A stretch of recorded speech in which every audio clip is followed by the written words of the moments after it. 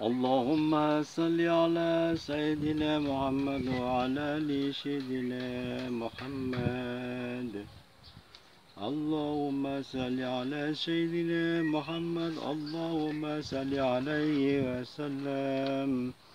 اللهم صل على محمد. اللهم صل عليه وسلم. لا إله إلا الله وحده لا شريك له، له الملك وله الحمد يحيي ويميت وعلى كل شيء قدير. لا إله إلا الله وحده لا شريك له، له الملك وله الحمد يحيي ويميت وعلى كل شيء قدير. ربنا اغفر لنا وتب علينا إنك أنت التواب الرحيم. Assalamualaikum warahmatullahi wabarakatuh. Salam jumpa kembali untuk seluruh sahabat-sahabat YouTuber, sahabat media, serta para pemirsa yang selalu aktif mengikuti konten-konten Ayah Sadam. Di sini saya pribadi, Bung Jepri, selalu pemandu pembawa acara radio RAS yang ada untuk Anda dalam acara tanya jawab seputar dunia lain. Kali ini saya akan bacakan dari salah satu atensi dari saudara Warti yang ada di Purwokerto. Lebih abdulnya akan saya bacakan ya. Assalamualaikum warahmatullahi wabarakatuh, Bung Jepri. Salam kenal, salam senggol. Alhamdulillah. Saya sebetulnya udah 1 bulan, Bung Jepri, ingin membuat konten atensi buat Anda. Tapi karena letaknya jauh antara Purwokerto dengan Jakarta, Bung Jepri ya. Pas saya melihat konten-konten Bung Jepri yang terakhir, saya ingat katanya suruh masuk melalui perkenalan diri ke Facebook Abaitino, katanya suruh masuk Messenger, itu akan lebih diprioritaskan, katanya akan lebih cepat gitu ya. Alhamdulillah Bung Jepri, saya senang sekali dengan berita ini Bung Jepri. Sekalipun saya nan jauh di sana, baik di luar negeri, saya jadi gampang untuk menghubungi Bung Jepri ya. Mohon nanti tolong disegerakan dibacakan Bung Jepri ya. Ini begini Bung Jepri, pada saat lagi pertama kali ada rame-ramenya ada permainan lato-lato Bung Jepri, kan kebetulan di situ kan memang dikenalkan permainan anak-anak di bawah umur ya Bung Jepri. Tapi pada kenyataannya di lapangan orang dewasa pun, orang tua-tua juga senang Bung Jepri, sampai pada lomba-lomba Bung Jepri. Nah, kembali kepada masalah riwayat Bung Jepri, saya adalah saksi pertama di saat itu di Purwokerto. Itu kan ada di bukit-bukit gitu Bung Jepri ya, kan banyak lapangan gitu ya. Anak-anak tuh suka pada main di situ karena ya kurangnya lahan lapangan di lingkungan rumah, akhirnya mereka dengan sengaja mencari di mana ada yang bukit-bukit, karena di situ agak luas ya. Kebetulan memang rumput-rumput Bung Jepri ya. Disitulah mereka itu karena kesehariannya suka main ke sana, ada kejadian-kejadian yang mengejutkan Bung Jepri. Pada saat jam 5 sore, itu kan kebetulan udah mau hujan tuh ya, gelap gitu Bung Jepri. Ada anak 20, biasa ke sana tuh anak kampung ya. Memang sih jauh, jaraknya nggak jauh Bung Jepri, cuma bangsa 700 meter gitu. Mereka main sampai jam hampir menjelang maghrib Bung Jepri. Di situ anak tuh pada teriak tuh Bung Jepri. Akhirnya apa? Yang dari jauh-jauh itu sekalipun 700 meter mendengarkan, karena 20 anak, bayangin aja Bung Jepri, teriak kencang katanya. Nah, setelah mereka sampai di mana adanya perumahan penduduk, mereka ditanya ada apa kok pada teriak-teriak, ini udah mau maghrib, dia bilang gitu. Nah, saya saksi pertama waktu itu, memang saya tuh dari bagian barat. Nah, si anak ini kan larinya ke utara. Disangkanya anak-anak tuh nggak tahu ada saya mengarah ke situ. Saya yang menyaksikan langsung adanya sekelompok anak-anak, katakanlah anak-anak desa itu, saya kenal lah wajah-wajahnya. Nah, kenapa mereka berteriak-teriak lari menyelamatkan diri pulang ke rumah? Ada segerombolan makhluk yang menyerupai kayak anak-anak, wajahnya tua Bung Jepri, kembar lagi. Mereka juga sama main lato-lato kayak anak-anak pada umumnya gitu Bung Jepri. Itu yang membuat anak-anak kaget, kok ada manusia kembar, manusia mini rame-rame bawa lato-lato dia ingin bergabung katanya. Tapi si anak-anak ini ngelihat penampilan mereka ketakutan, katanya seram. Nah, disitulah Bung Jepri, saya sempat bengong pada saat anak-anak lagi lari. Saya memperhatikan banget itu rombongan-rombongan yang baru datang, yang dibilang katanya orang mini, terus wajahnya kembar Bung Jepri. Nah, disitulah di saat saya sudah mendekati kelompok itu yang ditinggal anak-anak pada takut, saya mencoba Bung Jepri. Saya mau, orangnya kadang-kadang dablek Bung Jepri. Saya terus terang nggak punya apa-apa Bung Jepri, tapi saya berani. Saya datengin tuh orang-orang itu yang baru sampai, yang membuat anak-anak ketakutan. Assalamualaikum warahmatullahi wabarakatuh. Mereka beringas Bung Jepri, memandang saya semua. Banyak Bung Jepri, lebih dari 20. Siapa kalian semuanya? Kenapa membuat mereka, anak-anak sini pada ketakutan? Mereka malah tertawa terbahak-bahak Bung Jepri. Akhirnya, jawab, kalian punya telinga nggak? Siapa kalian?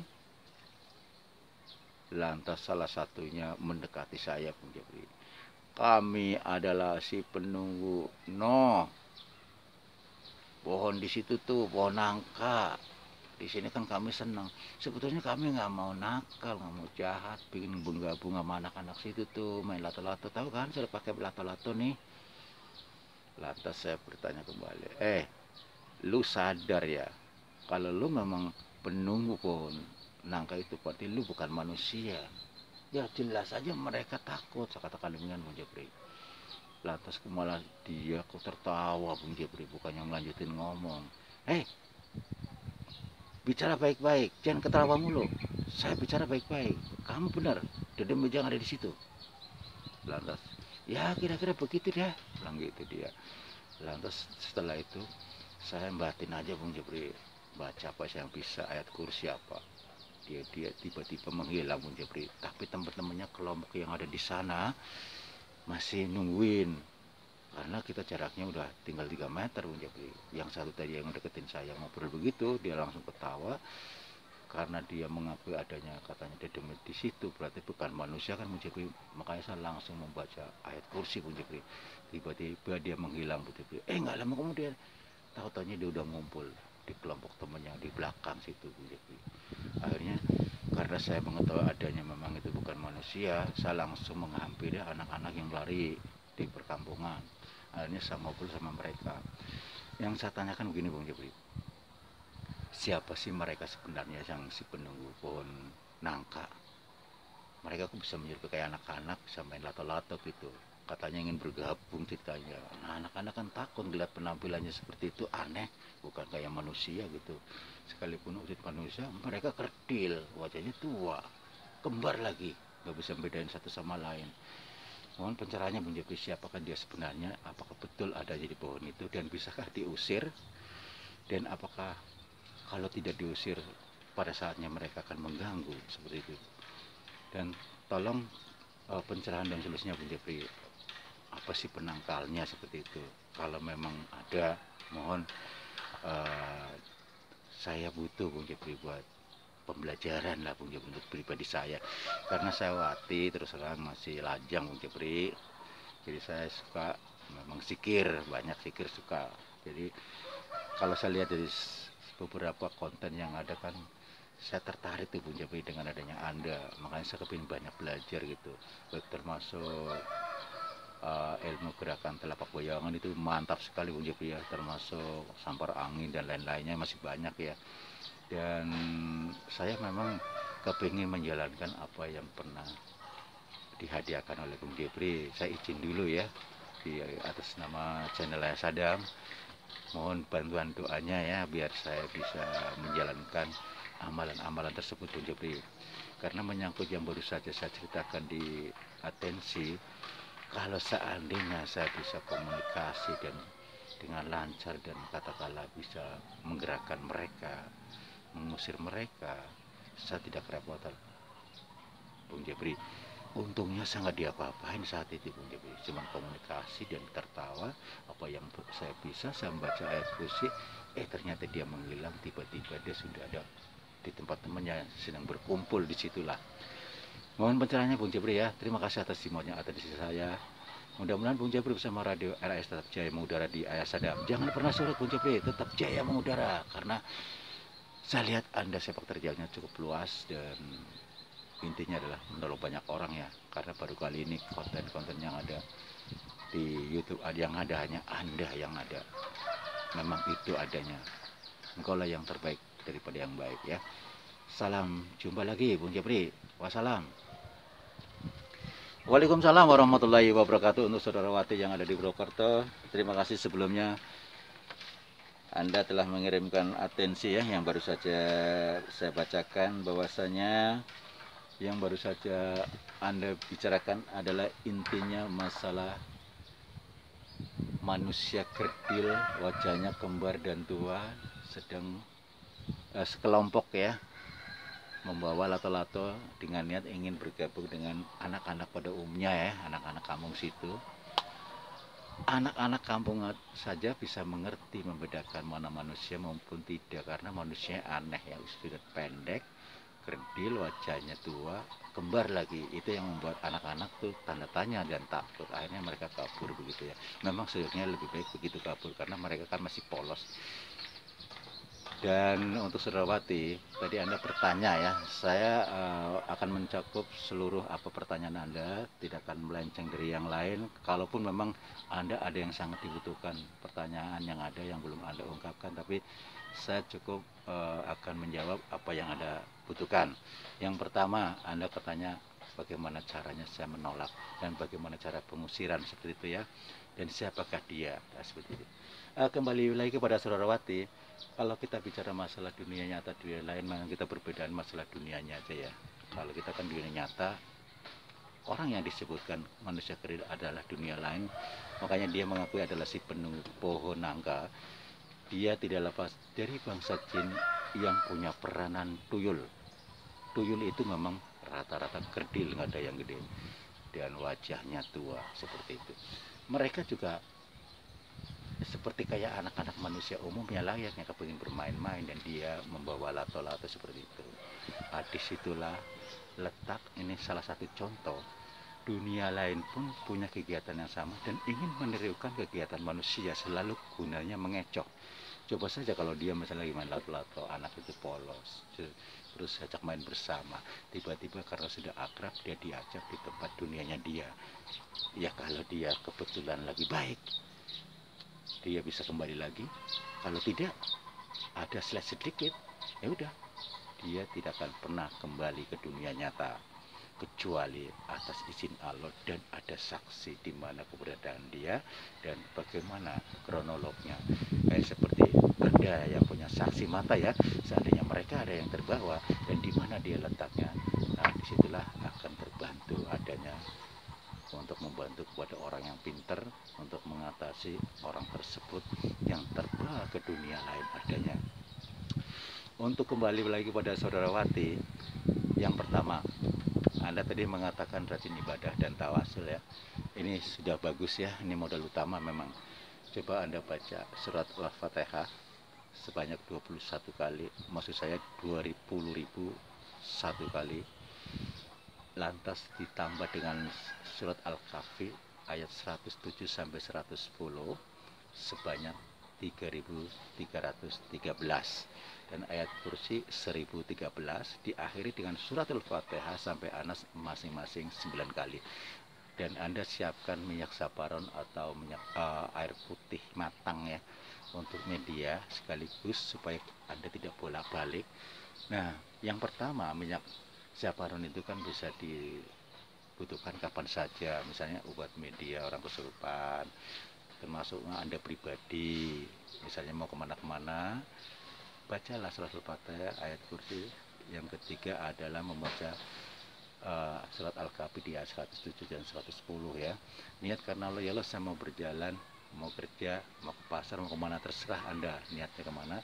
Jagalah hamba, jagalah keluarga hamba dan harta hamba, jauhkan dari kejahatan, kezaliman, jauhkan dari pandangan yang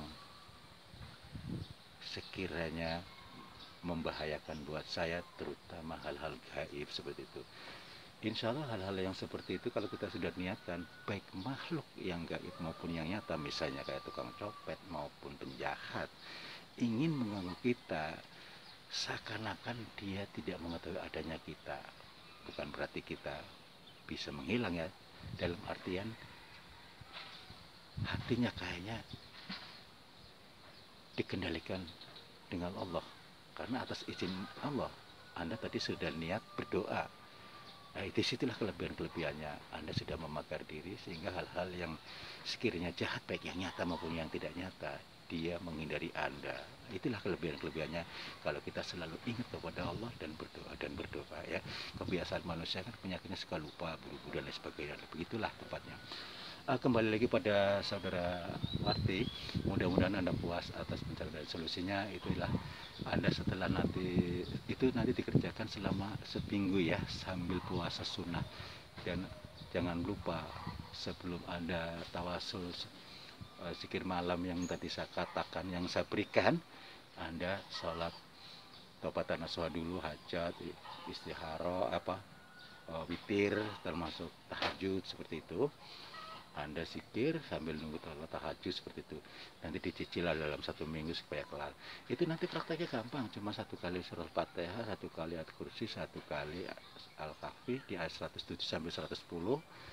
Nah, nanti diberikan pada air misalnya buat minum orang yang kesurupan, orang yang pingsan, orang yang sakit. Insya Allah Anda pun akan menjadi orang seperti seorang ahli spiritual, sekalipun Anda bukan seorang spiritual. Tapi karena semuanya sama, amalannya dari Al-Quran, tidak melenceng dari itu ya. Insya Allah semua kembali kepada Allah, karena Allah yang esa yang akan membantu kita, bukan kita hanya sebagai perantara ya. Demikian saudarawati, mudah-mudahan Anda puas dan berhasil ya. Insya Allah saya percaya pada Anda, ada orang yang suka tawasul dan istiqomah. Dan silakan kalau memang untuk ingin memperbanyak amalan-amalan yang lain, Anda perbanyak membaca satu demi satu konten-konten di Ayat Sadam ya. Insya Allah akan bermanfaat. Anda sudah mengetahui adanya ya. Demikianlah saudarawati yang ada di Purwokerto, mudah-mudahan Anda puas atas solusi dan pencerahan dari saya. Mudah-mudahan Allah melindungi Anda bersama warga di sana. Nanti tadi maaf ya, tadi saya belum menyelesaikan ya. Setelah Anda menyelesaikan hal itu, air itu gunanya buat menyiram di mana tempat mereka berada, agar mereka, tergantung niat Anda, mau minta dipindahkan dari tempat situ yang jauh, sejauh-jauh dari lingkungan rumah atau dari lingkungan sawah tersebut, seperti itu ya. Disiramkan air itu sambil membaca tasbih subhanallah walhamdulillah wala ilaha illallah sampai kelar ya.